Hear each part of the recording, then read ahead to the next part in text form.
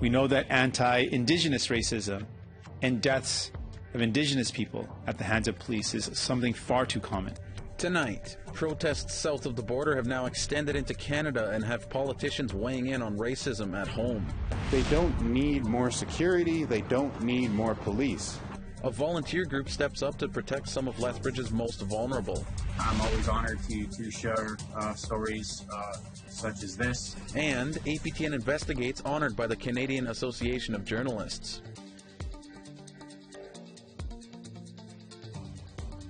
Good evening and welcome to APTN National News. I'm Daryl Stranger. Today, federal politicians addressed the events happening south of the border. As Todd Lamoran reports, the riots caused by the death of George Floyd was on the minds of many, starting with the leader of the NDP. NDP leader Jagmeet Singh called the images of George Floyd's death and the confrontations between police and demonstrators painful and stomach-turning. When you see someone that looks like you being killed like that, it makes you feel like you have no worth and no value. It makes you angry. And I speak as an ally, someone who has felt the painful words and the physical violence of racism. Singh also stated Canadians have their own racial issues to deal with. We know that anti-Indigenous racism and deaths of Indigenous people at the hands of police is something far too common. The Prime Minister reiterated that racism isn't confined to the United States, but he was asked how he can provide moral leadership after wearing blackface in the past. Trudeau again said he regrets that act. But at the same time, we need to focus on doing better every single day, regardless of what we did or hadn't done in our past. Conservative leader Andrew Scheer was asked to compare the U.S. protests to the Wet'suwet'en protesters whom he called radical activists. I support the rights of people to protest, to peacefully express their views, and to speak out against things that they believe to be unjust. And I will always support the rights of people to do that peacefully and in respect of the law. Manitoba opposition leader Wab Kinew had this reaction to Floyd's death. I hope that everyone can stay safe.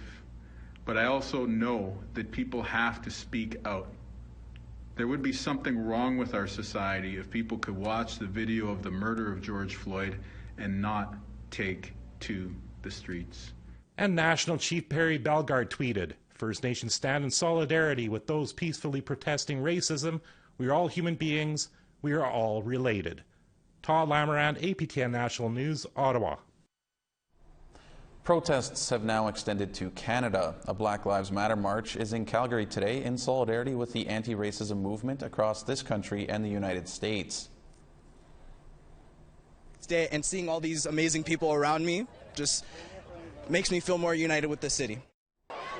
More than 1,000 people held up signs calling for justice for George Floyd and an end to police brutality. Calgarians say acts of racism extend beyond the U.S. border. The protest is one of 3 planned in Calgary this week. 2 more events will be held at City Hall later this week, including a vigil on Wednesday night. Members of the Sage Clan Patrol say changes need to be made with how police deal with violence towards the Indigenous homeless population in Lethbridge, Alberta. A recent incident has sparked some tension, but as Tamara Pimentel reports, the clan hopes something positive comes out of it. Don't need any help? All right. For the past 2 years, the Sage Clan Patrol has been monitoring the streets of Lethbridge. This area, Galt Gardens, is where the Indigenous homeless people gather when they have no place else to go. It's frequently surrounded by police and patrol presence. While clan leader Mark Braverock and a crew of other volunteers hand out meals and other necessities, they hear stories of the harassment these people face regularly. We have the trust of the street people. They come to us and they tell us what goes on. We know we're lucky to have that trust. A recent incident prompted the Sage Clan to question how Lethbridge police are dealing with street violence. Earlier this month, they got a call about 2 men harassing nearly a dozen Indigenous street people. When they arrived, they said Lethbridge police were leaving, but these 2 men were caught on camera still wandering the area. They took statements. something the victims claim the Lethbridge Police Service did not do. They stopped his face. There is no trust in the Lethbridge Police Service for people that were assaulted to even give them statements. The attending officer at the assaults turned around and belittled, chased away the ones who were assaulted, even using profanity to chase them away. Brave Rock says this has been happening for years. 8 years ago, he was right here experiencing the same thing. I'm only over 8 years sober, and I've lived on these streets. I've drank here. I'm one of them here. I'm still on the street here, but I'm working. Working and calling for change. A day after the Sage Clan spoke up, Lethbridge Police put out a statement saying they are still investigating the incident. After APTN News asked LPS for an interview, LPS called the Sage Clan to organize a meeting. Chief Police Scott Woods says LPS is eager to learn more about Indigenous people and how to work with the Sage Clan. Clan member Martin Heavyhead said it's the first face-to-face meeting with police. He says things like transition housing and rehab spaces are what's really needed. And to understand where they're coming from as people on the street, why they're there. They don't need more security, they don't need more police, they need help. Members of the Sage Clan say they hope this recent incident inspires change from members of the public and Lethbridge Police. Tamara Pimentel, APTN National News, Lethbridge. We want to hear what you think about the relationship between police, Indigenous peoples, and people of color. Here's how to continue the conversation. Send your emails to news@aptn.ca. Find us online at aptnnews.ca and on youtube.com/aptn news. Also, you can follow APTN News on Facebook, Twitter, and Instagram for more Indigenous news. A federal response to the MMIWG report was expected by now, but it's been put on hold by the Liberal government. At his media briefing, Trudeau was asked if an official response will simply slip away. He said his government continues to work on one, and it remains a priority. I want to start by addressing the situation. Right now, in this challenge around COVID, many of our partner organizations are very much focused on supporting their communities. We continue to work on the strategy to fight gender-based violence and respond to the missing and murdered Indigenous women and girls inquiry. But the work is affected because of COVID-19. Checks will soon be in the mail for some 60 Scoop survivors. Today, the federal court approved a plan to send partial payments to eligible survivors as part of getting money out sooner from a class action lawsuit settled last year by the Trudeau government. More than 30,000 adoptees have applied for compensation from the lawsuit. For more, check out Kathleen Martin's story at aptnnews.ca. And it's time for a short break, but coming up, Manitoba heads into Phase 2 of its reopening this month, and one First Nations community is going ahead with some ceremonies. First, here's tomorrow's weather. Starting on the East Coast now, 13 in St. John's and 16 in Cloud and Halifax. Plus 8 in Cartwright and 12 degrees in Happy Valley Goose Bay. 18 in a mix of sun and cloud in Quebec City and 20 degrees in Montreal. 17 in cloud in Peterborough and 25 in cloud in Toronto. 18 in cloud in Timmins and 29 in sun in Thunder Bay. 13 in Thompson and plus 2 in Churchill. 27 in cloud in Gimli and 27 in clouds in Brandon. 25 in sun in Regina and 24 in sun in Yorkton. 18 in cloud in Stony Rapids and 20 and a mix of sun and cloud in Buffalo Narrows.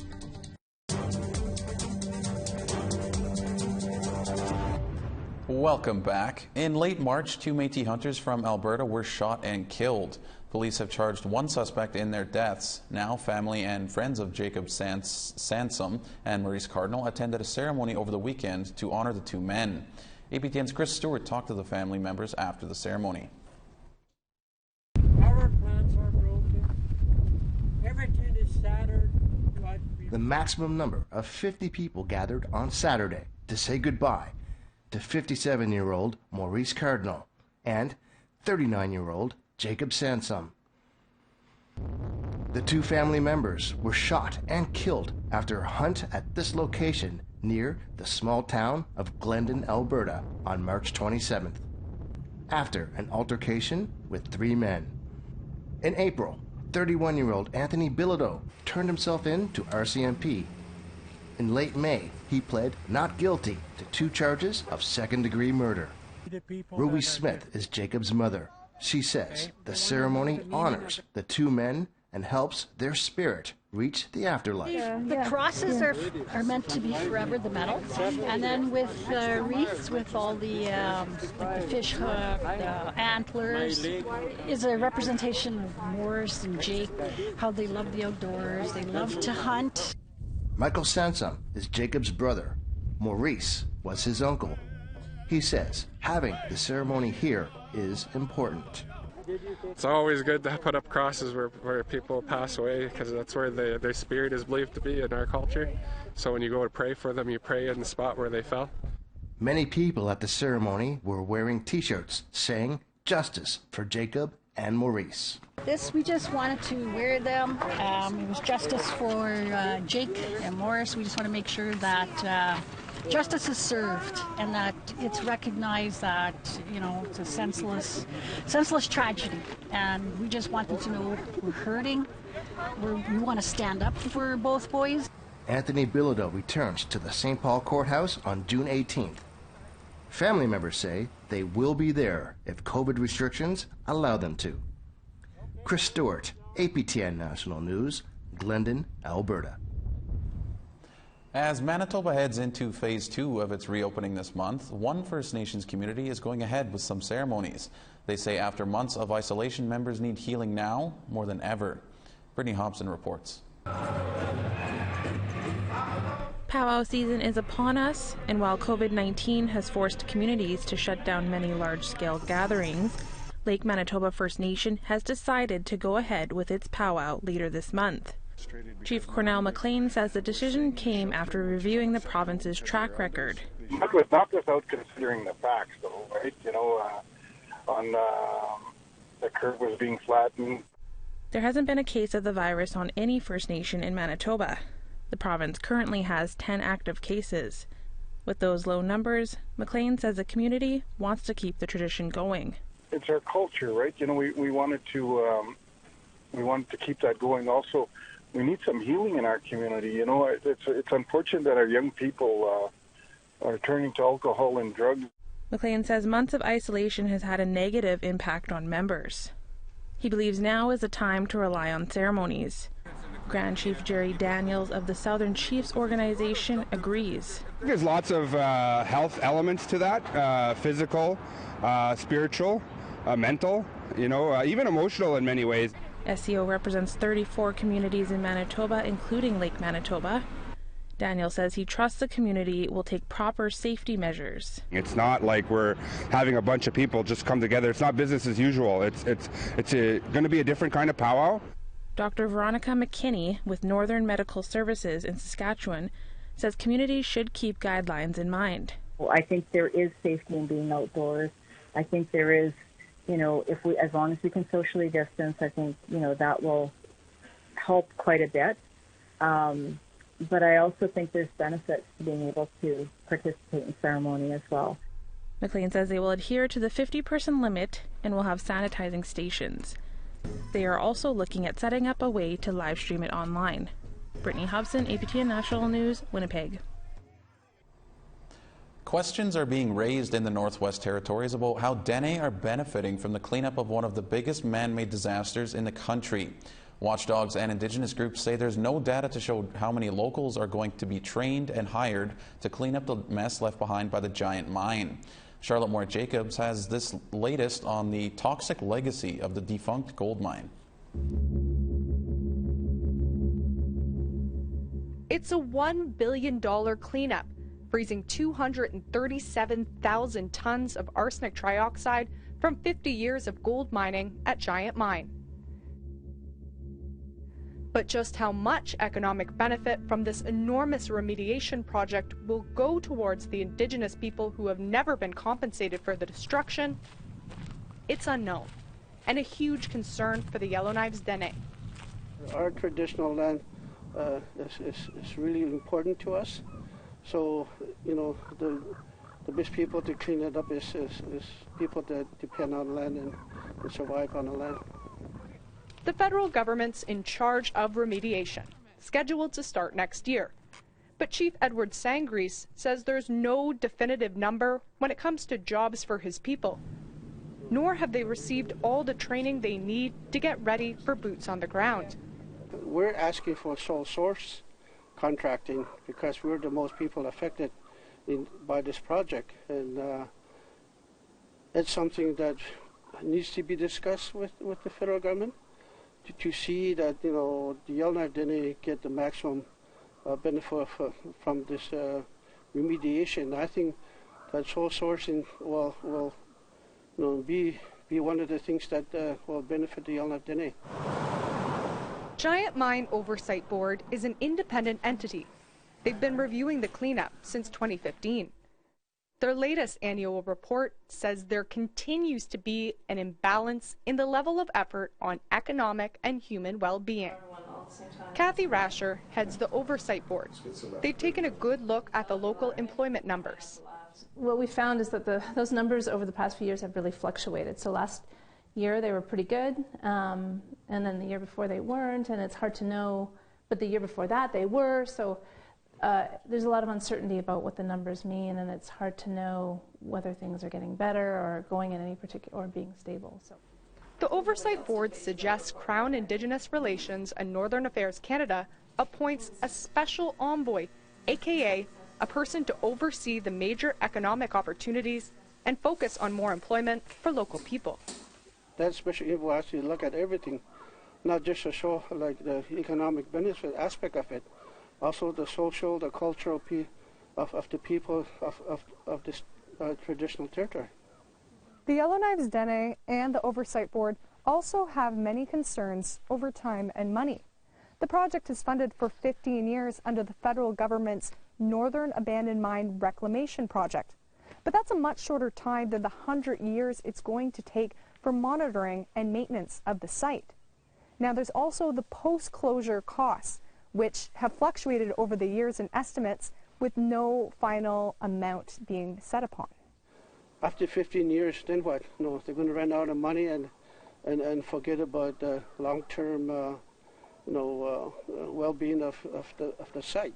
Whatever mechanism we sort out, if it's a trust fund or if it's a transfer of money for the long-term maintenance or whatever, that we'd like to see it at least in legislation as the strongest kind of guarantee that there would be money earmarked for the maintenance and care of the site. The Yellowknives Dene say they'll continue to lobby the federal government even with the COVID-19 pandemic. But until an agreement is reached with more solid numbers for job creation, that's really all that can be done for now. Charlotte Morit-Jacobs, APTN National News, Yellowknife. It's time for one more break, but still to come, the Canadian Association of Journalists held their virtual awards ceremony this weekend, and APTN Investigates was the winner of the Open Broadcast Feature Award. That's coming up after tomorrow's weather. Moving over to the west coast now, 19 in sun in Fort Chipewyan and 20 in a mix of sun and cloud and high level. 21 in sun in Red Deer and 25 in sun in Medicine Hat. 19 in clouds in Kamloops and 12 in clouds in Quesnel. 19 in a mix of sun and cloud in Fort Nelson and 12 in Smithers. 17 in Mayo and 19 in Dawson. 14 in sun in Yellowknife and 20 in a mix of sun and cloud in Fort Simpson. 16 in sun in Fort McPherson and 9 in Colville Lake. 0 degrees in Baker Lake and +1 in Chesterfield. +1 in sun in Clyde River and 0 degrees in Arctic Bay.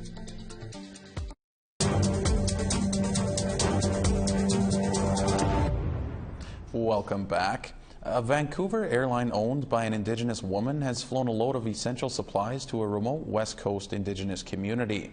As APTN's Lee Wilson tells us, it's part of a global effort to support people during the COVID-19 pandemic.